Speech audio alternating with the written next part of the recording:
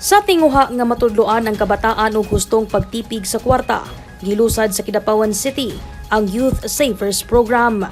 Nagpinirmahanay og Memorandum of Agreement ang lokal nga panggamhanan, DepEd Kidapawan ug upat ka mga kooperatiba sa dakbayan para sa hingpit nga pagpatuman sa programa.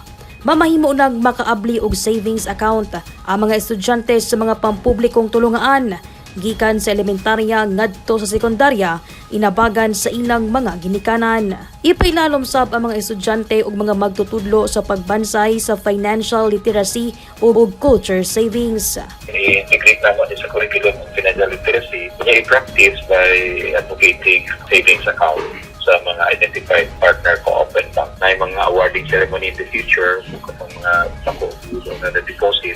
Pinaagi sa programa, mahimong responsable na ang kabataan sa linghod pa lamang nga pangidaron. There will come a time in the future na they have to balance their spending and their savings, etc. So it will be a great help for them. Pag-abot sa legal nga edad o 18 years old na ang mga student savers, pwede na sila mahimong regular members sa mga kooperatiba.